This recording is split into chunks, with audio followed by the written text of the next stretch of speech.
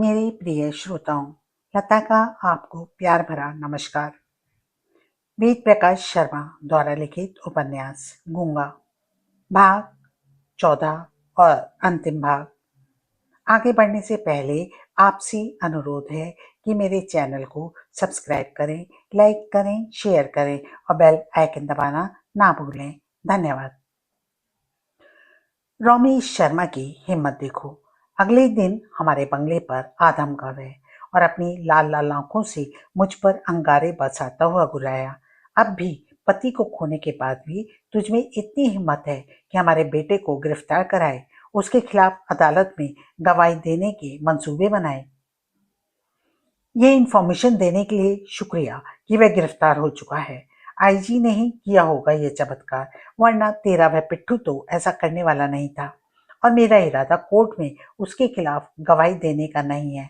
बगैर जरा भी डरे मैं कहती चली गई, मेरा इरादा कोर्ट में खड़े होकर खुद उसके खिलाफ मुकदमा लड़ने का है। शायद अभी तुम्हें जानकारी नहीं है मिस्टर रमेश शर्मा कि मैं एक क्वालिफाइड वकील हूँ। मेरे जवाब पर भन्ना गया वह। भन्ना कर अपने साथ लाए पहलवान की तरफ पलट कर बोला, ये औरत बेवकूफ है पहलवान, इसे समझाओ कि हमें लंदन का वह एड्रेस भी मालूम है जहां ये अपने बेटे, बहू और पोते को भेजकर समझ रही है कि वहां उनका कोई कुछ नहीं बिगाड़ सकता। इसे समझाओ हमारे आदमी वहां भी उन सब का सफाया कर सकते हैं। एक बार को तो कांप गई मैं, मगर संदीप की इस बात को याद करके अपने अंदर के खौफ को चेहरे पर परिलक्षित नहीं होने दिया कि ऐसे लोगों पर अगर अपना डर जाहिर कर दिया जाए तो बुरी तरह हावी हो जाते हैं। मैंने अपनी धुन में इस तरह कहा जैसे उसकी बात सुनी ही ना हो। तुम मेरी पूरी बात सुने बगैर ही चालू हो गए रमेश शर्मा। कहना मैं यह चाहती हूँ कि जिसकी गिरफ्तारी से तिल मिलाए तुम यहाँ आकर बरस पड़ी हो, इस बात की पुष्टि भी कर ली है तुमने या नहीं कि यह तुम्हारा बेटा है? कहीं ऐसा तो नहीं है कि उसकी रगों में भी मेरे पति का खून बह रहा हो? हरामजादी कुतिया, दहाड़ने के साथ आप ही से बाहर होकर वह मुझ पर झपटी पर जो पड़ा, मगर ऐन वक्त पर पहलवान ने उसे पकड़ लिया। बोला, क्या कर रहे हैं मंत्री जी? आपका स्तर अब यह नहीं रह गया है। ऐसे इन कामों के लिए मैं हूं ना। तो समझा दे इसे, अपने पति के दिखाए रास्ते पर चलने की कोशिश ना करे। उसकी अकड़ भी केवल इसलिए झेल रहे थे हम कि उस वक्त साक्षी के यहाँ से मिला सामान उसके कब्जे में था। अब वह हमारे कब्जे में है, प्रदेश पर हुकूमत कर सकते हैं हम। अगर वह तुम्हारे कब्जे में है तो यह क्या है? कहने के साथ मैंने मेज के दराज में से फोटो निकालकर उसके मुंह पर उछाल दिए, जिनमें वह साक्षी के साथ बेहद शर्मनाक स्थिति में था। हवा में उड़ते फोटो फर्श पर जा गिरे, कुछ उल्टे गिरे, कुछ सीधे। जो सीधे थे उन पर नजर पड़ते ही रमेश शर्मा का चेहरा पीला पड़ गया। बौखलाकर पहलवान की तरफ घूमा वह। पहलवान के चेहरे पर खुद हवाइयां उड़ रही थी। ये सब क्या है पहलवान? क्या है यह सब? पहलवान से क्या पूछते हो रमेश शर्मा? मुझसे पूछो, मुझसे। नागिन की तरह फुफकारती मैं उस पर हावी होती चली गई। तुमसे हजार हजार कदम आगे की चीज थे मेरे पति। तू कमल किशोर से एक हैंडबैग हासिल करके बजाज बन बैठा, जबकि संदीप इन हालात की कल्पना पहले ही कर चुके थे। ठीक कहा था तूने, ठीक कहा था कि वे इस सामान की चाहे जितनी कॉपियां करा सकते थे, मगर अफसोस तू अपनी कही बात खुद ही भूल गया। तेरा ये पहलवान कमल किशोर के यहाँ से जो कुछ लाया वह डुप्लीकेट था। ओरिजिनल सामान तो संदीप ने मेरे और अपने कंबाइंड लॉकर में रख रखा था। रमेश शर्मा को काटो तो खून नहीं, मगर अब वह वहां भी नहीं है। मैं कहती चली गई, ऐसी जगह पहुंचा चुकी हूँ जहां से सीधा वहां पहुंचेगा जहां संदीप उसे पहुंचाना चाहते थे। मगर ऐसा होगा केवल तभी जब तुम मेरा बाल बांका करोगे। ये जो सामान तुम अपनी चारों तरफ पड़ा देख रहे हो, ओरिजिनल यह भी नहीं है। चाहो तो उठाकर ले जा सकती हो, उसी कबाड़े में डाल लेना जिसे तुम्हारा यह प्यादा कमल किशोर के यहाँ से उठाकर लाया था। तिल मिलाया रमेश उस वक्त दांत पीसने से ज्यादा कुछ ना कर सका था। बार बार पहलवान की तरफ देख रहा था और पहलवान ने आंखों से उसे शांत रहने का इशारा करने के बाद मुझसे कहा, तुम आग से खेल रही हो मिसेस सान्याल, इसी आग से तुम्हारा पति भी खेला था। अंजाम तुम्हारे सामने है, आज वे इस दुनिया में नहीं है। मैंने बीच में बोलने की कोशिश की, मगर मुझे रोकता हुआ बोला, ना ना ना, बीच में बोलने की कोशिश भी मत करना, पहले मेरी बात सुन लो। सामने वाले को भले ही चंद लम्हों के लिए लगे कि वह जीत रहा है, जैसा कि इस वक्त तुम्हें भी लग रहा है, मगर वह सामने वाले का भ्रम होता है। अंतिम जीत हमारी होती है। मंत्री जी की ताकत के सामने तुम जैसी भुनगी का कोई औकात नहीं है। बेहतर इसी में है कि जितना नुकसान उठा चुकी हो उसे भूलकर तुम भी लंदन चली जाओ। और बहुत भूल चुके पहलवान, बहुत भूल चुके तुम। इस बार मैं उसकी बात काटकर बोली, अब मेरी सुनो और कान खोल कर सुनो। जब संदीप ही नहीं रहे तो अपने मरने का कोई खौफ नहीं मुझे। अब तो एक ही काम है मेरा, इस काम को पूरा करना जिसे वे अधूरा छोड़ गए हैं। एक बार फिर दोहराती हूँ, पहले इसका बेटा मरेगा। इसका खात्मा तब होगा जब ये उसकी लाश को अपने कंधे पर शमशान भूमि में ले जाकर आग के हवाले कर चुका होगा। अगर तुझमें और इसमें ताकत है तो रोक कर दिखाना मुझे। मैं देखती हूँ तुम्हें कि तुम अपने पास मौजूद सामान के बूते पर किस किस को अपनी उंगलियों पर नचाते हो। वही सामान मेरे पास भी है। तुम किसी के खिलाफ उसे यूज नहीं कर सकते, क्योंकि अगर तुमने ऐसा किया तो मैं तुम्हारे ही काले कारनामों को उजागर कर दूंगी, जबकि मैं चाहे जिसको अपनी उंगलियों पर नचा सकती हूँ। अब तुम तमाशा देखना रमेश शर्मा, तमाशा देखना तुम। तुम्हारे बेटे को उसी अदालत से फांसी की सजा होगी जिसके जवान बेटे को तुमने मौत के घाट उतारा था। वही कमल किशोर अपने मुंह से नितिन शर्मा की फांसी का ऐलान करेगा, जिसे तुमने इतना डरा रखा है, इतना ज्यादा कि अपने बेटे के हत्यारों के रूप में वे अपनी जवान पर तुम्हारा नाम तक नहीं ला सकता। मैं भरूंगी उसमें इतनी ताकत कि वह उस शख्स के बेटे को फांसी की सजा सुनाकर अपने दिल को सुकून पहुंचा सके, जिसने उसके बेटे को शमशान पहुंचाया था। अब इस जब उसे इल्म होगा कि वैसा करने पर तुम उसका कुछ नहीं बिगाड़ सकते, तब वही कमजोर आदमी दांत भींच भींच कर तुम्हारे बेटे को फांसी पर लटकाने का ऐलान करेगा। यह होगी तुम्हारी सजा, वह सजा जो मैं नहीं दे रही, बल्कि मरने से पहले संदीप मुकर्रर कर गए हैं। मैं तो बस उनकी उस योजना पर काम कर रही हूँ जिसे वे लॉकर में बंद कर गए हैं, उसी लॉकर में जिसमें यह सारा सामान था। गुस्से की जाति के कारण बुरी तरह कांप रहे रमेश शर्मा ने कुछ कहने के लिए मुंह खोला ही था कि पोर्ट से गाड़ी रुकने की आवाज आई। हम तीनों का ध्यान एक साथ भंग हो गया। पहलवान ने झपटकर फर्श पर बिखरे फोटो समेटनी शुरू कर दिए। ना चाहते हुए भी मेरे होठों पर मुस्कान फैल गई। उसकी यह हरकत द्योतक थी कि इस बात की कि उन फोटोओं को वे किसी भी कीमत पर किसी की नजरों में नहीं आने देना चाहता। इधर सारे फोटो समेटकर पहलवान ने अपनी जेब के हवाले किए। उधर लॉबी में अजीत यादव, एसएसपी और करंट वाला ने कदम रखा। रमेश शर्मा और पहलवान को वहां देखते ही अजीत यादव की विरक्ति तन गई। रमेश की तरफ देखते ही बड़े कड़े लहजे में पूछा था उन्होंने, आप यहाँ क्या कर रहे हैं मंत्री जी? जज साहब की मौत पर संवेदनाएं व्यक्त करने आए थे। रमेश ने खुद को सामान्य दर्शाने के साथ कहा, क्या आपका इरादा अब हमें ऐसा करने से भी रोकने का है? अजीत यादव कुछ बोले नहीं, कड़ी नजरों से बस उसे घूरते रहे। फिर मेरी तरफ पलट कर पूछा, आपको किसी किस्म की धमकी तो नहीं दे रहे थे ये? अगर ऐसा है तो बहुत ही हकारत भरा लहजा निकला था मेरे मुंह से।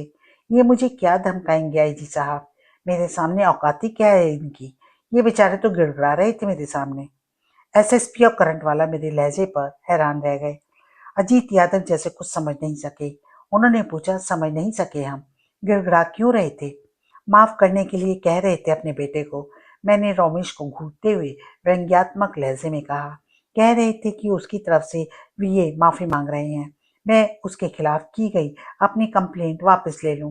क्यों मंत्री जी, यही कह रहे थे ना आप?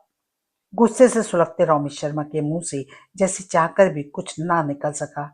मौके की नजाकत को देखते हुए पहलवान ने बात संभाली। जी जी हाँ, हम मैडम से यही कह रहे थे। शट अप, अजीत यादव चीख पड़े। हम सब समझते हैं तुम यहाँ क्यों आए होंगे। पहले प्यार और मनुहार से मनाना चाहते होंगे इन्हें। जब ये नहीं मानती तो धमकी भी देते। तुम जैसे लोगों के हथकंडों से हम खूब वाकिफ हैं। मगर कान खोल कर सुन लो, अब यह मामला पुलिस केस बन चुका है। मिसेस सान्याल के केस वापस लेने से कुछ नहीं होगा।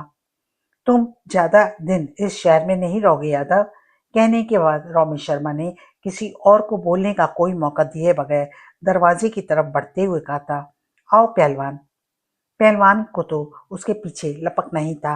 एक बार फिर ना चाहते हुए भी मेरे होठों पर मुस्कान दौड़ गई। इस मुस्कान का कारण था रॉमेश शर्मा का वहां से भागना।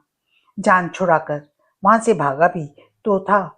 यादव बड़बड़ाकर रह गए। हम अफसरों के लिए इन नेताओं पर ट्रांसफर करा देने के अलावा दूसरी धमकी नहीं होती। मुझ सहित सब चुप रहे। खैर, कुछ देर की खामोशी के बाद यादव ने कहा, हम तुम्हें यह बताने आए थे मिसेस सान्याल कि दुर्भाग्य से ब्रेसलेट पर से किसी की उंगलियों के निशान नहीं मिल सके हैं। निशान पर तो उस पर थे जो तो सही, लेकिन लोगों के कदमों के नीचे आकर मिट गए। ऐसी अवस्था में केस थोड़ा कमजोर हो गया है।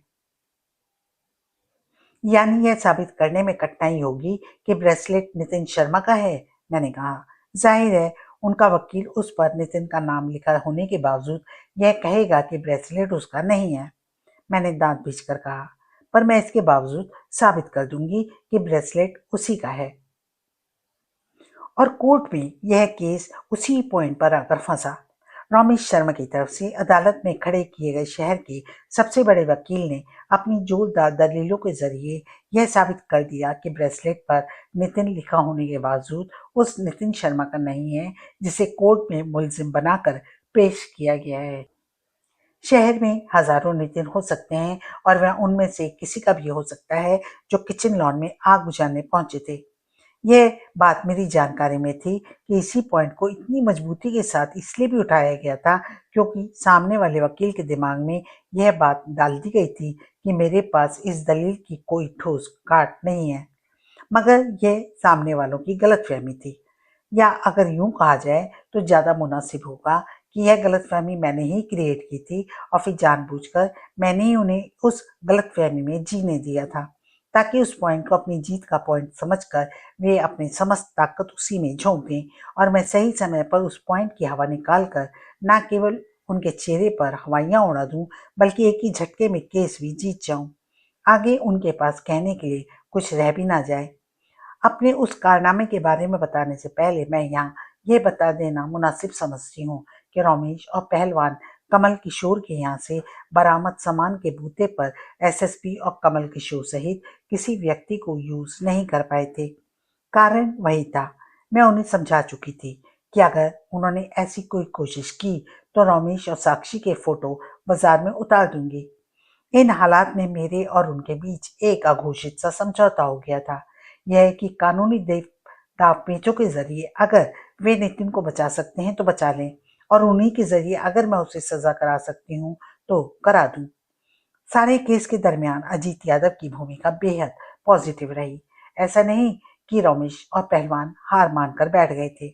उनकी कोशिश हर पर ओरिजिनल सामान तक पहुंचने की नहीं थी, मगर मैं क्योंकि जानती थी कि जिस पल कुछ ऐसा हो गया उसी पल अपना सब कुछ हार जाऊंगी, इसलिए उन्हें भनक तक नहीं लगने दी कि ओरिजिनल सामान कहाँ है। मेरी सबसे बड़ी उपलब्धि जो रही वह यह थी कि मैं कमल किशोर जैसे शख्स में कॉन्फिडेंस बढ़ने में कामयाब रही।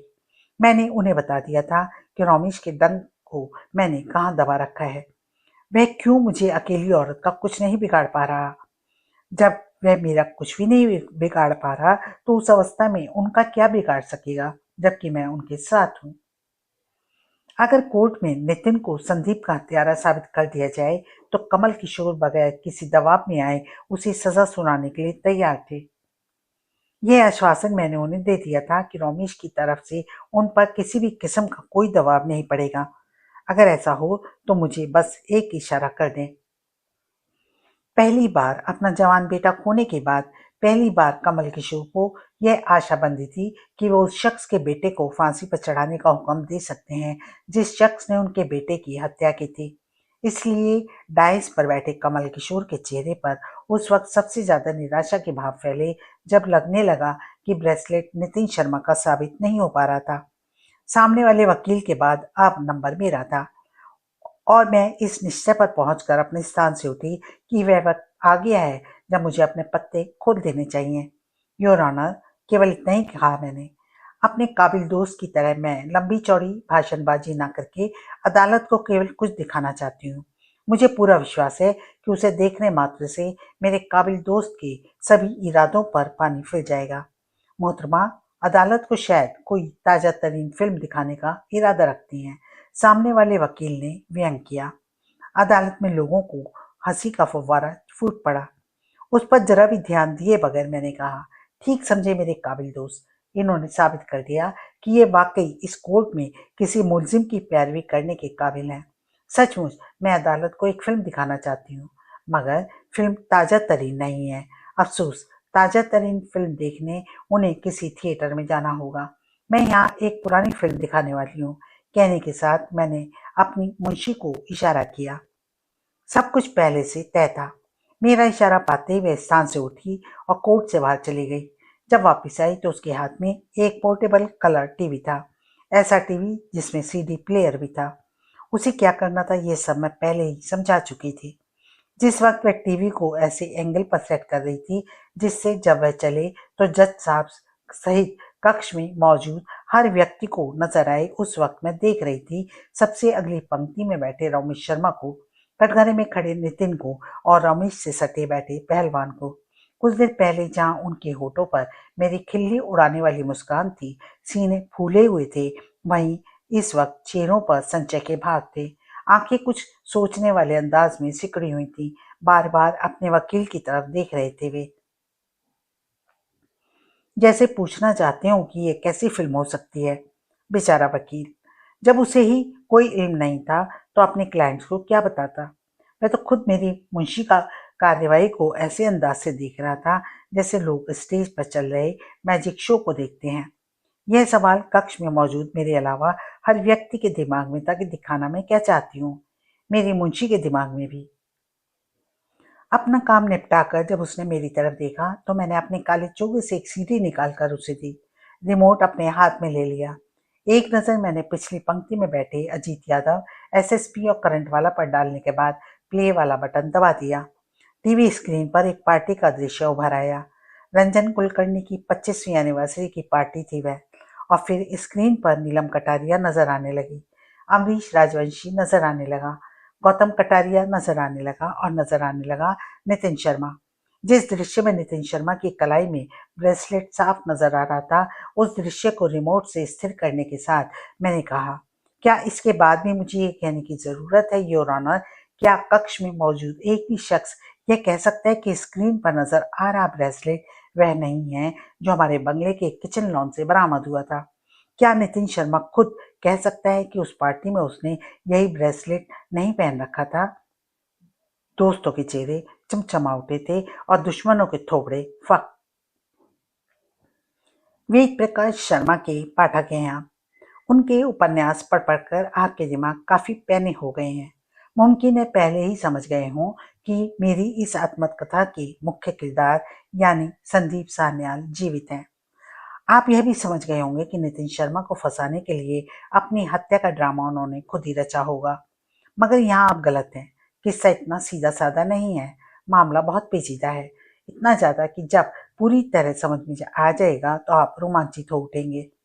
असली धमाका उस दिन हुआ जिस दिन ताजीराते हिंद दफा 302 के तहत जज कमल किशोर उपाध्याय के आदेशानुसार सुबह की 4 बजे नितिन शर्मा को उस वक्त तक फांसी के फंदे पर लटकाए रखा गया जब तक उसके प्राण पखेरु ना उड़ गए। मैं उस वक्त जाग रही थी, चिराग जला रही थी घी के। जब पहले ही से मालूम था कि आज उस वक्त मुझे अपनी सफलता मिलने वाली है तो सो भी कैसे सकती थी मैं। मेरे कैमरे की वॉल क्लॉक ने सुबह का 4 बजाए। उधर उसकी रूह ने जिस्म छोड़ा होगा। उधर जोरदार आवाज के साथ मेरे बेडरूम की खिड़की खुल गई। मैंने चौंक कर उधर देखा और चीख निकल गई मुंह से। एक पल को तो यही लगा कि रमेश का कोई आदमी मेरी खात्मा करने चला आया है, क्योंकि पहली नजर में मैं उन्हें पहचान ही नहीं सकी थी। चीखने के साथ मैंने दरवाजे की तरफ भागने की कोशिश की, मगर उन्होंने बाज की तरह लपट कर मुझे पीछे से दबोच लिया। एक हाथ मेरे मुंह पर रखकर बोले थे वे, ये मैं हूं। और मैं फ्रीज। यकीन ही नहीं आया उनकी आवाज सुनी है। वेद प्रकाश शर्मा के रीडर आप हैं, मैं नहीं। भले ही आपने उनके जीवित होने का पूर्वानुमान लगा लिया हो, मगर मैं नहीं लगा पाई थी। बल्कि मैं तो स्वप्न तक में उनके जीवित होने की बात सोच नहीं सकती थी। मगर वे थे, वे जिंदा थे, मुझे दबोचे खड़े थे। इस हकीकत को भुगत रही होने के बावजूद मैं समझ नहीं पा रही थी कि ये चमत्कार कैसे हो सकता है। जब उन्हें यकीन हो गया कि अब मैं ना चीखने की कोशिश करूंगी ना भागने की, तो मुझे छोड़ दिया। फिर कनी की तरह घूमी थी मैं उनकी तरफ। मुंह से चीख निकली थी, आप जिंदा हैं? देख ही रही हो। वही वही आवाज थी और मैं सचमुच देखती रह गई। उनके सिर के ही नहीं, चेहरे के बाल भी बुरी तरह बढ़े हुए थे, जैसे सदियों से कैंची और ब्लेड का मुंह ना देखा हो। बेशुमार धूल भरी थी उनमें, आंखें गड्ढों में धंस गई थी। बेहद कमजोर हो गए थे ये, जिसम से बदबू आ रही थी, जैसे महीनों से ना नहाए हो। तन पर मौजूद कपड़े जगह जगह से फटे हुए थे। संदीप, यह यकीन आते ही मैं उनसे लिपट गई कि वे वही हैं। उन्होंने भी कसकर मुझे अपनी बाहों में भर लिया। मैं रोने लगी, फिर हंस पड़ी। कभी रो पड़ी, कभी हंस रही थी, कभी लिपट रही थी उनसे, कभी थोड़ी दूर होकर उन्हें ध्यान से देख रही थी। ये मैं ही हूँ कभी, मैं ही हूँ। तब उन्होंने कहा, पर तुम हो कैसे? मुंह से निकला, कैसे जिंदा हो तुम? लंबी कहानी है। और ये हाल क्या बना रखा है? आओ चलते हैं, वहीं बताऊंगा। कहाँ? और मुझे अपने साथ लिए वे अजीत यादव के बंगले पर पहुंच गए। जाहिर है उनकी हालत भी संदीप को देखकर वैसी ही हो गई जैसी मेरी हुई थी। उन्हें पहचानते ही, यह यकीन आते ही कि वे संदीप ही हैं, उनकी पहली प्रतिक्रिया थी, अरे तुम जिंदा कैसे हो सकते हो? तुम्हारी हत्या के इल्जाम में तो हम कुछ दिन पहले नितिन शर्मा के फांसी पर चढ़ने का मंजर देख कर आए हैं। संदीप के कहने पर अजीत यादव ने फोन करके सुप्रीम कोर्ट के 3 जजों को भी बुला लिया वहां। उन्होंने भी जब यह सुना कि यह वही शख्स है जिसकी हत्या के इल्जाम में एक बंदा फांसी पर चढ़ गया है, तो मुंह खुले के खुले रह गए। जब होश आया तो पूछा, कैसे हो गया ऐसा? मैं विस्तार पूर्वक आपको सब कुछ बताता हूँ। कहने के बाद संदीप ने एक लंबी सांस ली और शुरू हो गए। बात रात के 9:30 बजे की है। स्टडी में बैठा मैं कंप्यूटर पर काम कर रहा था। किचन लॉन में खुलने वाली टूटी पड़ी खिड़की की तरफ मेरी पीठ थी।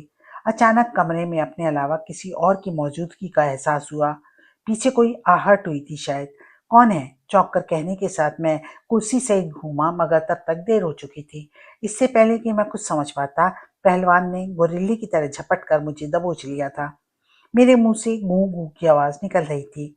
पहलवान का एक हाथ मेरे मुंह पर था और दूसरा सर्प की तरह छाती के चारों ओर लिपटा हुआ। मैं उसके बंधनों से निकलने की भरपूर कोशिश कर रहा था, मगर कामयाब ना हो सका। यकीनन शारीरिक शक्ति के मामले में पहलवान मुझसे बहुत आगे था। तभी खिड़की के माध्यम से एक कमांडो स्टडी में आया। जल्दी करो, मुझे दबोचे, पहलवान ने कहा। खिड़की के उस तरफ देखता हुआ कमांडो बोला, कम ऑन। एक साथ काले कपड़े में 4 कमांडो नजर आए। वे एक डेड बॉडी को संभाले हुए थे। डेड बॉडी को खिड़की से स्टडी में खींचने से पहले कमांडो ने भी उसकी मदद की। लगातार पहलवान के बंधनों से निकलने की असफल कोशिश करता, मैं आंखों में हैरत के भाव लिए उनकी कार्यवाही को देख रहा था। डेड बॉडी जब स्टडी में आ गई तो लपकता हुआ पहला कमांडो मेरे और पहलवान के नजदीक आया। जेब से रिवॉल्वर निकाल लिया उसने। उसकी नाल मेरे मस्तक पर रखने के साथ गुर्राया, मुंह से आवाज निकली तो शूट कर दूंगा। मेरी हवा शंट। जब मैंने पहलवान के बंधनों से निकलने की कोशिश बंद कर दी थी, कमांडो एक बार फिर घुराया, हाथ हटा लो पहलवान, अगर इसने आवाज निकाली तो यहीं ढेर कर दूंगा साले को। फिर क्या कर रहे हो तुम लोग? मुंह आजाद होते ही मैंने पहलवान से मुखातिब होकर पूछा।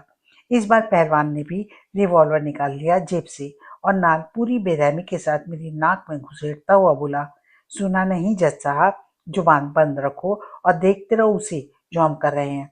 दिखाया इसलिए जा रहा है ताकि तुम जान सको कि हम कितना ऊंचा खेल खेल सकते हैं। मैंने कहने की कोशिश की, तुम्हें याद है ना, अगर हमें कुछ हो गया तो रमेश शर्मा के पास आत्महत्या के अलावा और कोई इस तरह नहीं मानेगा यह। कहने के साथ कमांडो ने इस बार अपनी जेब से एक टेप निकालकर मेरे मुंह पर चिपका दिया। कुछ नहीं होगा जज साहब, कुछ नहीं हो सकेगा अब, पहलवान ने दांत पीसते हुए कहा। कमल किशोर उपाध्याय के यहाँ रखा गया सामान अब हमारे कब्जे में है। यह सुनते ही मेरा चेहरा फक पड़ गया। एक ही विचार कौंधा दिमाग में, खेल बिगड़ चुका है। जबकि पहलवान कहता चला गया, वह सामान हाथ में आते ही सबसे पहला ख्याल आया, तुम्हारा क्रियाक्रम कर दिया जाए। मगर फिर सोचा, इतनी आसानी से क्रियाक्रम कर दिया तो क्या मजा आएगा, खेल दिखाया जाना चाहिए तुम्हें। खेल बहुत छकाया है तुमने मंत्री जी को। आंखों में आंखें डालकर बात की उसने। उनके अपने घर में खड़े होकर उन्हीं का कत्ल तक कर देने की धमकियां दी हैं। उतना तो कभी कोई नहीं कर पाया जज साहब। फिर तुम्हारी सजा इतनी आसान कैसी हो सकती है कि एक धमाका हो और तुम्हारे प्राण पखेरु उड़ जाएं। तुम्हारे लिए तो स्पेशल सजा मुकर्रर की गई है। स्पेशल सजा, और वह क्या है अपनी खुली आंखों से देखो। उसके बाद कमांडो ने कहा, कपड़े उतारो अपने। मैं हैरान परेशान, समझ नहीं आ रहा था वे करना क्या चाहते हैं। मेरे साथ मरता क्या ना करता वाली बात हो गई थी। रिवॉल्वर की नोक पर सारे कपड़े उतरवा लिए गए, अंडरवियर बनियान तक। मेरे देखते ही देखते वे कपड़े डेड बॉडी को पहना दिए गए। उसके बाद मुझे पूरी तरह नग्न किए वे किचन लॉन में आ गए। वहां पहुंचकर पहलवान ने अपनी जेब से मोबाइल निकाला और नितिन शर्मा से कांटेक्ट करने के बाद कहा, छोटे बाबू वे स्टडी में अकेला है, तुम अपना काम आराम से कर सकते हो। ओके, दूसरी तरफ से कहा गया, मैं पहुंच रहा हूँ और मैं यहाँ तुम्हारा इंतजार कर रहा हूँ। कहते वक्त पहलवान के होठों पर जो कुटिल मुस्कान थी उसका मतलब कम से कम उस वक्त मेरी समझ में बिल्कुल नहीं आया था। झमेले को समझने की कोशिश में अभी कर ही रहा था कि पहलवान ने कमांडोज को आदेश दिया, इसे उसी रास्ते से ले जाओ जिससे हम आए थे। मैं काम पूरा करके लौटूंगा। और वे मुझे बंगले के पिछलवाड़ी वाली चार दीवारी पार कराकर पीछे वाली लेन में ले गए। वहां अंधेरे में एक पेड़ के नीचे टाटा सफारी खड़ी थी, उसी में ठूंस दिया गया मुझे। टाटा सफारी स्टार्ट होकर आगे बढ़ी थी कि सारा इलाका एक जबरदस्त विस्फोट की आवाज से दहल उठा। वहां से वे मुझे सीधे रमेश शर्मा के फार्म हाउस पर ले गए थे। एक लंबी सांस लेने के बाद संदीप कहते चले गए, नक्शे के मुताबिक वहां कोई बेसमेंट नहीं है, लेकिन वास्तव में वहां एक बेसमेंट है। बेसमेंट भी ऐसा कि पूरा फार्म हाउस घूम जाने के बावजूद आप यह नहीं ताड़ सकेंगे कि वह है। उसका रास्ता रमेश की प्राइवेट रूम से जाता है। उसके रूम में पहलवान के अलावा कोई कदम तक नहीं रख सकता। इस बात का एहसास मुझे तब हुआ जब पहलवान ने बाकी सबको ऊपर ही छोड़ दिया। मुझे लिए वह अकेला उस कमरे में पहुंचा। रमेश के बेडरूम में गोदरेज की एक अलमारी है, ज्वेलर्स की तिजोरी जैसी।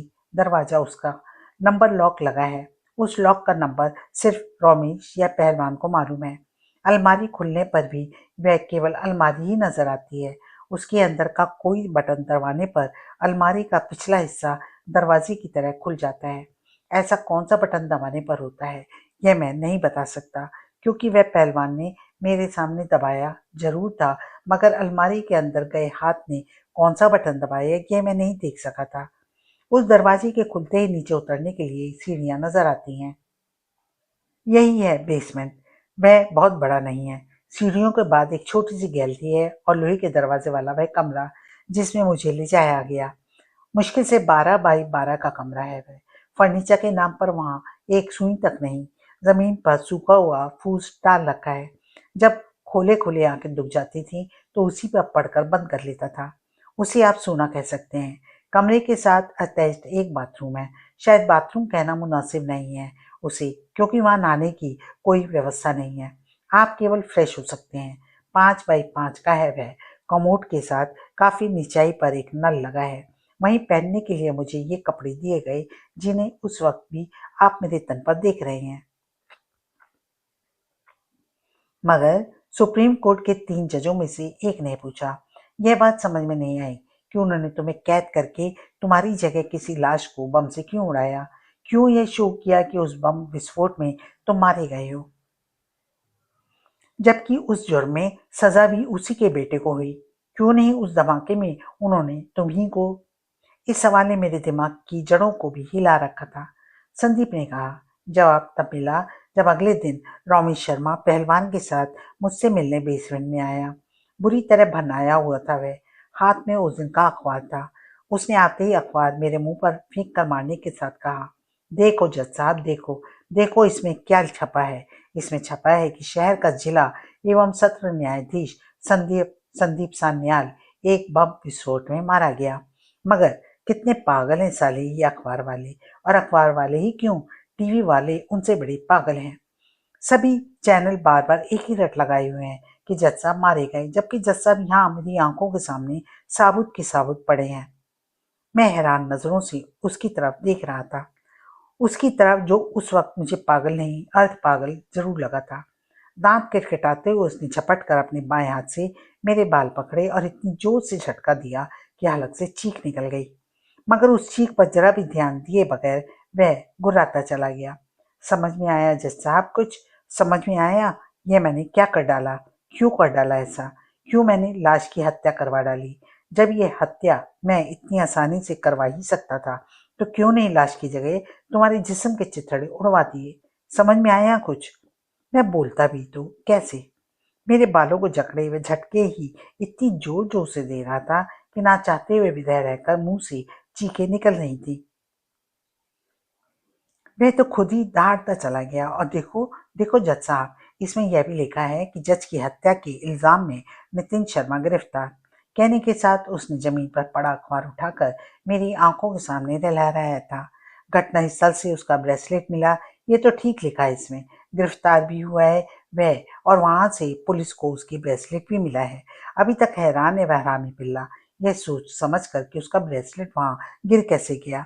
बार बार कह भी रहा था मुझसे, पापा मेरा ब्रेसलेट वहां गिर ही नहीं सकता। जिस वक्त मैंने हैंड ग्रेनेड फेंका उस वक्त ब्रेसलेट पहन ही नहीं रखा था। दो जमायत साले के कान पर मैंने कहा, गधे के बच्चे, झूठ बोलता है। अगर पहन नहीं रखा था तो क्या जादू के जोर से पहुंच गया तेरा ब्रेसलेट वहां? मैंने पहुंचा दिया। और रमेश शर्मा वहशियाने अंदाज में हंसा। हरामी के उस पिल्ले को क्या मालूम कि ब्रेसलेट वहां पहुंचाया किसने था? मैं नहीं। सुना तूने? तेरी हत्या के इल्जाम में मैंने तेरी उस हत्या के इल्जाम में तेरे बेटे को गिरफ्तार करा दिया जो असल में अभी हुई ही नहीं है। मारे आश्चर्य के मेरा बुरा हाल हो गया। उसके शब्द मेरे दिलो दिमाग पर गड़गड़ाती हुई बिजली बनकर गिरे। उस अपनी सारी पीड़ा भूल गया मैं। बोला, रमेश ये क्या कर रहे हो तुम? क्या बके चले जा रहे हो? पागल हो गए हो क्या? तुमने खुद ही उसे। हाँ हाँ, पागल हो गया हूं मैं। दांत किटकिटाता हुआ रमेश दहाड़ता चला गया। पागल हो गया हूं कुत्ते। जिस शख्स को इस उम्र में पता लगे कि उसका जवान बेटा, वह बेटा जिसे वह अपना खून समझ रहा था, उसका नहीं, उसकी बीवी के यार की गंदगी है, तो वह पागल नहीं हो जाएगा तो क्या होगा? सन्नाटा छा गया मेरे दिलो दिमाग पर। सच्चाई ये है कि उस वक्त मुझ पर कुछ कहते नहीं बन पड़ा था, लेकिन रमेश शर्मा तो मेरे मुंह से मानो कुछ सुनने का ख्वाहिशमंद भी नहीं था। मुझे वह इस तरह झिझोड़ रहा था जैसे पागल कुत्ता गोश्त के लोथड़े को झिझोड़ता है। साथ ही गुर्राता चला जा रहा था, साले मेरी बीवी के यार, हरामी औलाद के बाप, तेरी बोटी बोटी करके कच्चा चबा जाऊंगा मैं। कहने के साथ जो उसने मुझे नोचना खसोटना शुरू किया तो मुझे लगा आज वह मुझे छोड़ेगा नहीं। बहुत ही ज्यादा गुस्से में था वह, पूरी तरह पगलाया हुआ। अगर ठीक वक्त पर पहलवान हस्तक्षेप ना करता तो पता नहीं मेरा क्या हाल बना देता। उसने लपक कर रमेश को पकड़ा। रमेश उसके बंधनों से निकलने के लिए छटपटाता कह रहा था, छोड़ दे पहलवान, छोड़ दे मुझे, आज मैं इसे जिंदा नहीं छोड़ूंगा। प्लीज मंत्री जी। वह लगातार रमेश को मुझसे अलग करने की कोशिश करता हुआ बोला, संभालिए खुद को, होश में आइए, उस प्लान को भूल जाइए जिसके तहत हमने ये सब किया है। मगर उसे इसी तरह मारना होता तो इतने सब चक्कर की जरूरत ही क्या थी? उस बम ब्लास्ट में इसी को तो मार डाला गया होता। क्यों मैं कब्रिस्तान से लाश लाता? क्यों स्टडी में इसकी जगह उसे रखकर उसके परखच्चे उड़ाए जाते? क्यों नितिन को इस भ्रम में रखा जाता कि उसके द्वारा फेंके गए बम से यही मरा है? उसके शब्दों ने रमेश शर्मा के दिमाग को मानो झटका दिया। उसकी तरफ पलट कर बोलना शुरू किया उसने। ठीक कहा पहलवान, ठीक कहा तुमने। कितना माकूल सलाह दी थी तुमने हमें। यह भी कि उसकी सजा वही है, वही जो इसने मुझे देने की धमकी दी थी। कहते कहते अचानक मानो उस पर पुनः पागलपन का दौरा सवार हो गया। एक बार फिर झपट कर उसने दोनों हाथों से मेरा गिरेबान पकड़कर दहाड़ना शुरू कर दिया। तूने यही कहा था ना हरामजादे की दुनिया की सबसे बड़ी सजा होती है बाप के सामने जवान बेटे की मौत। और तू तू वही देने वाला था ना मुझे। यही कहा था ना तूने कि मुझे मेरे बेटे की लाश दिखाने के बाद कत्ल करेगा। अब देख कुदरत ने कैसा पलटा मारा है। जिसे तू मेरा बेटा समझ रहा था, हरामी का वह पिल्ला तेरा अपना बेटा निकला। और अब मैं दूंगा तुझे वही सजा जो तूने मेरे लिए मुकर्रर की थी। तुझे हलाल तेरे बेटे की लाश दिखाने के बाद करूंगा। बड़ी मुश्किल से कह सका मैं। पर रमेश, मैंने तो सुना था कि तुम्हें आरजू के लेटर पर यकीन ही नहीं आया था। तुमने तो उसके ओरिजिनल लेटर से मुझसे बरामद लेटर्स की राइटिंग का मिलान भी किया था। मैंने तो सुना था कि वे दोनों राइटिंग्स। उस वक्त इतना गुस्से में था रमेश, इतना ज्यादा कि उसने यह तक नहीं पूछा कि यह सब मैंने कहाँ सुन लिया। बात तक पूरी नहीं होनी थी उसने मेरी, बीच में दहाड़ पड़ा। वो सब ड्रामा था कुत्ते, तेरी नाजायज औलाद को बेवकूफ बनाने वाला ड्रामा। वो सब ना करता तो यह सब कैसे कर रहा होता जो कर रहा हूँ। उसके दिमाग में तो यह बात ठूसनी थी कि वह सब झूठ है। बाप बेटे के बीच दरार डालने के लिए चली गई चाल। यह इस बात साबित करने के लिए सेफ से आरजू का लेटर लाने के बहाने मुझे अपने एक ही आदमी से हाथों हाथ आरजू के नाम का लेटर तैयार कराना पड़ा। आई बात समझ में? ये ओरिजिनल नहीं बल्कि तुरंत तैयार किया गया लेटर था। वरना वरना मुझसे बेहतर कौन जान सकता है कि आरजू की राइटिंग क्या थी। मैं तो तुझसे बरामद लेटर्स को देखते ही पहचान गया था कि वे उस कुतिया के लिखे हुए हैं। ट्रिक फोटोग्राफी से भी फोटो तभी बन सकते हैं जब ओरिजिनल फोटो उपलब्ध हो। आरजू के इतने पुराने फोटो कहाँ से बरामद कर सकता था तू? और 100 बात की एक बात मुझे आज भी याद है, शादी के 7.5 महीने बाद ही बाहर निकल आया था कुत्ते का वह पिल्ला। मशीन में रखना पड़ा था। मुझे तो उसी समय शक हुआ था। पूछा भी था डॉक्टर से कि बच्चा इतनी जल्दी कैसे हो गया। हरामजादी ने कह दिया यह कोई खास बात नहीं है, हो जाता है। मगर वह उसी वक्त कह देती इतना स्वस्थ बच्चा इतने कम टाइम में नहीं होना चाहिए, तो उसी वक्त हराम की उस औलाद की गर्दन दबा देता और उसे उगलने वाली की भी। जब उसने इतना सब स्पष्ट कह ही दिया तो मैं बोला, मैं तुमसे बहस नहीं करूंगा रमेश, सच वही है जो तुम समझ चुके हो। बावजूद इसके ना आरजू बेवफा थी, ना मेरा कोई कसूर था। कुदरत के सामने इंसान बेबस है।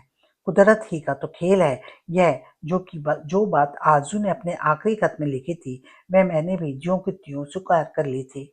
ना कभी आरजू को तलाश करने की कोशिश की, ना ही जानने की कि बच्चा कहाँ है, कैसा है। बावजूद इसके कुदरत ने नितिन को मेरे सामने ला पटका। चुप हो जा रामजादे, चुप हो जा, वह दहाड़ा। मुझसे बोला, कल सुबह 7 बजे मैं यहाँ टीवी लेकर आऊंगा। उस वक्त किसी न किसी चैनल पर तेरे बेटे की लाश जरूर दिखाई जा रही होगी। दोनों यहाँ साथ बैठकर देखेंगे उस पिक्चर को। मजा आ जाएगा तेरे साथ बैठकर उस दृश्य को देखने में। इतना सब बताने के बाद संदीप जब चुप हुए तो काफी देर तक वहां खामोशी छाई रही। फिर अजीत यादव ने पूछा, रमेश शर्मा की उस कैद से आप निकले कैसे? उससे भी बड़ा सवाल यह है कि तुम वहां से आज ही क्यों निकल सके? एक जज ने पूछा, आज से पहले क्यों नहीं? आदमी की वह जान पर बन जाती है तो वह रिस्क उठा लेता है जिनसे दो चार होने के बारे में सामान्य अवस्था में सोच तक नहीं सकता। कुछ ऐसी ही कहानी मेरी भी है। एक बार फिर संदीप कहते चले गए, जैसा कि बता चुका हूँ, बेसमेंट में रमेश और पहलवान के अलावा कोई नहीं आ सकता था। अतः वहां किसी किस्म का पहरा नहीं था। बावजूद इसके वहां से निकलने के बारे में सोचा तक नहीं जा सकता था। मुझे 2 टाइम का खाना पहुंचाया जाता था, वह भी केवल और केवल पहलवान पहुंचाता था। उसके और रमेश के अलावा किसी को मालूम नहीं था कि बेसमेंट में कौन कैद है। हाँ, फार्म हाउस के लॉन में 24 घंटे ड्यूटी पर रहने वाले कमांडोज को यह जरूर मालूम था कि बेसमेंट में कोई इतना इम्पोर्टेंट कैदी है जिसे किसी भी कीमत पर फरार नहीं होने देना है। क्या मतलब? तुम वहां से निकल आए हो? और अगर मैं इस तरह निकल आता कि उन्हें पता लग जाता तो शायद निकल ही नहीं सकता था। संदीप ने पूछने वाले की तरफ देखते हुए कहा, उनके द्वारा वहां ढेर कर दिया जाता। मतलब? शुरू के 1 हफ्ते के रूटीन में जब मैंने देखा पहलवान भी खाना देकर बस कमरे से ही लौट जाता है, बाथरूम तक कभी नहीं गया, तो मेरे दिमाग में यह बात आई कि बाथरूम से निकलने की कोशिश की जा सकती है। और तब मैंने सबसे पहले बाथरूम के नल का पाइप उखाड़ा, उससे बाथरूम ही की दीवार का थोड़ा सा हिस्सा तोड़ा। उस पक्की दीवार को तोड़ने में मुझे बहुत मेहनत करनी पड़ी, मगर उससे आगे का काम समय गंवाऊं जरूर था, लेकिन उतनी मेहनत का नहीं था क्योंकि आगे की जमीन कच्ची थी। जमीन कच्ची जरूर थी मगर ठोस थी, इसलिए समय ले रही थी। मेरा उद्देश्य था अपने निकलने वाला लायक सुरंग बनाना। सुरंग मैं स्लोप के आकार की बनाना चाहता था ताकि वहां खुले जहां कमांडोज का पहरा नहीं है। ऊपर की तरफ खुदाई करने से सुरंग जल्दी पूरी हो जाती, मगर इसका मतलब था सुरंग का वहां खुलना जहां लॉन में पहरा था। उस अवस्था में पकड़े जाने का खतरा था। मैंने निश्चय किया, निकलने में देर भले ही लगे, मगर निकलना वहां है जहां पहरा नहीं है।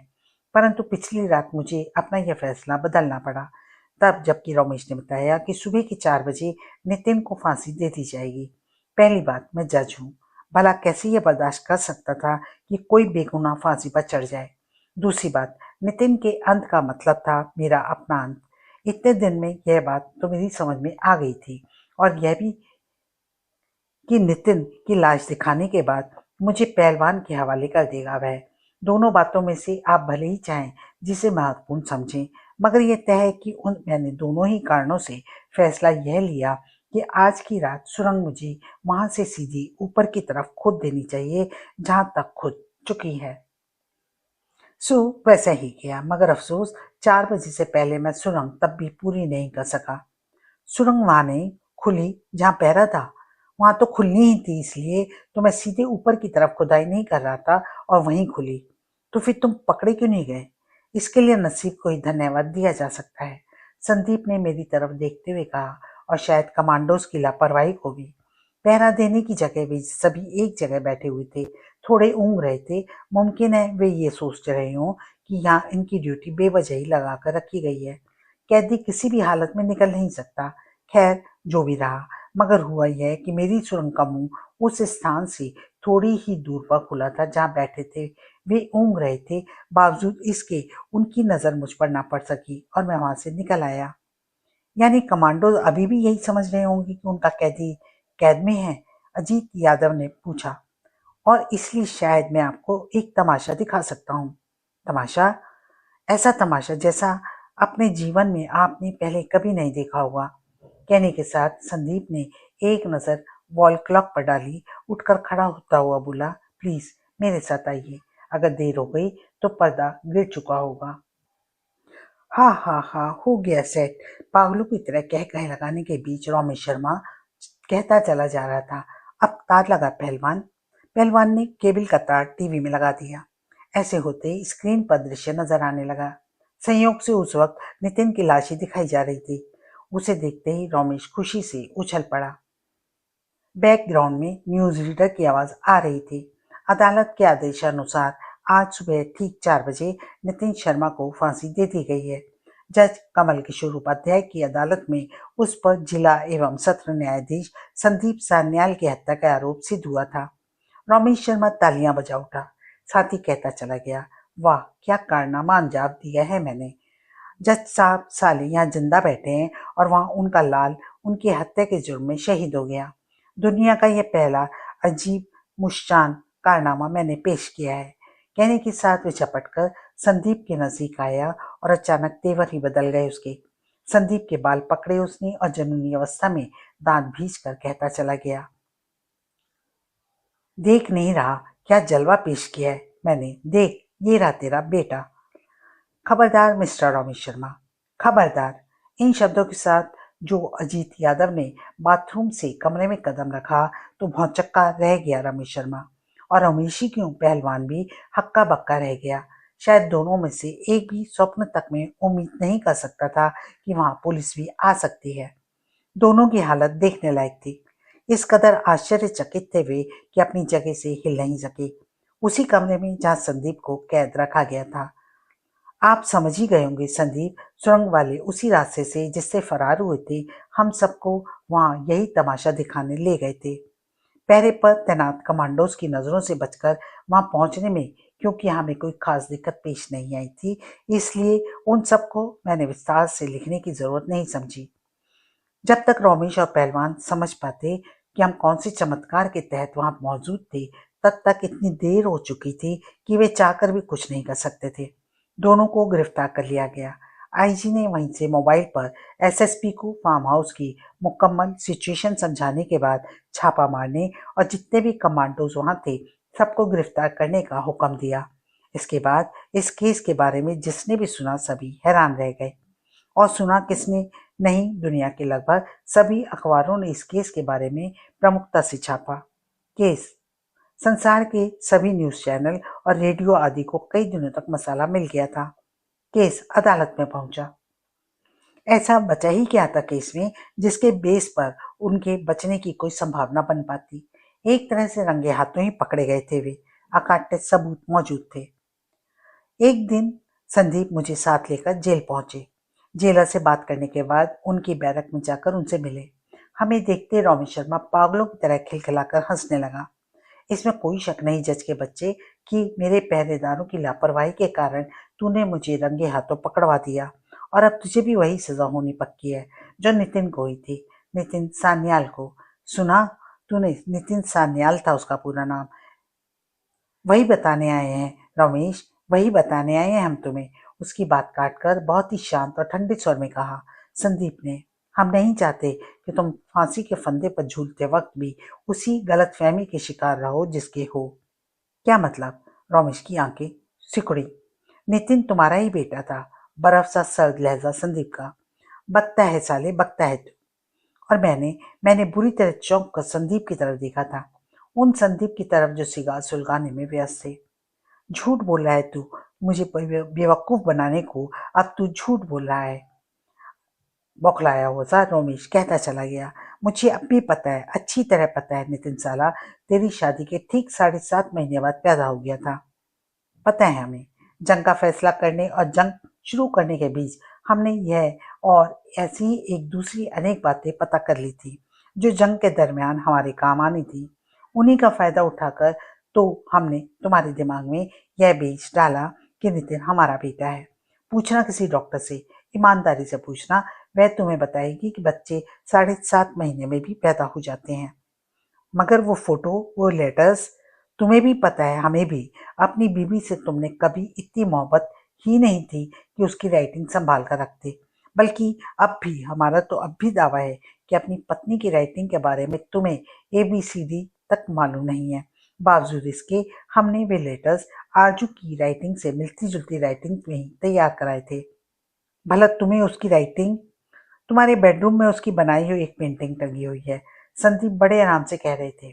पेंटिंग के नीचे अपना नाम लिख रखा है उसने, हमारे लिए वही काफी था। चेहरा पीला पड़ गया रमेश का। मुंह से निकला, फोटो?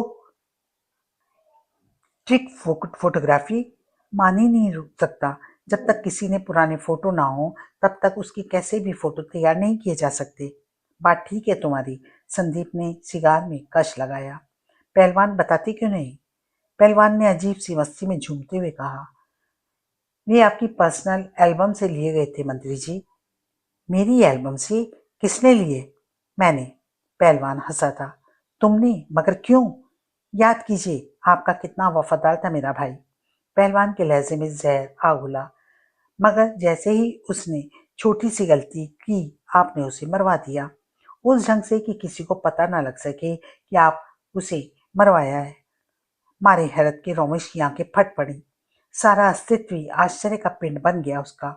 और उसी का क्यों, खुद मेरा भी। इसका मतलब तू तू इनसे मिला हुआ था? रमेश शर्मा की जुबान लड़खड़ा रही थी। मिला हुआ ना होता तो घी क्यों डालता रहता उस आग में जो जज साहब ने आपके कलेजे में लगाई थी?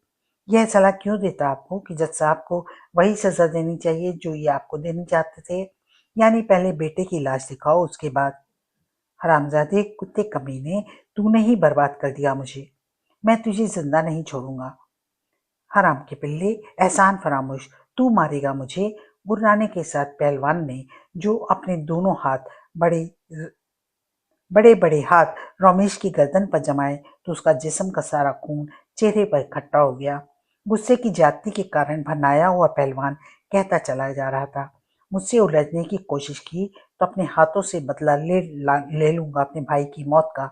भूल जाऊंगा कि जज साहब ने तुझे चारा बनाकर कानून के सामने डालने का फैसला किया है। मैं तो साथी तेरे इसलिए था, मौका मिले और मैं तुझे चीर डालूं।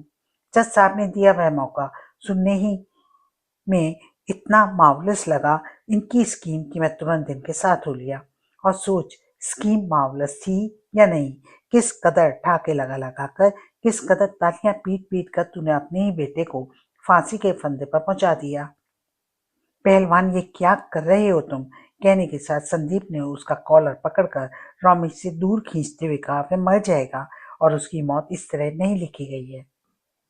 आजाद हुआ रमेश शर्मा बुरी तरह हाँफ रहा था। कभी संदीप को देख रहा था वह, कभी पहलवान को। चीख चीख कर कह दूंगा अदालत में ये सब तुम्हारी साजिश थी। तुम्हारी साजिश में फंसकर मैंने अपने बेटे को फांसी करा दी। सबसे खतरनाक, मुझसे भी खतरनाक हो तुम। मैंने तो किया ही कुछ नहीं है, मैं तो नाच कर रह गया तुम्हारी उंगलियों में। दिमाग से काम ले गधे, कम से कम अब तो दिमाग से काम ले।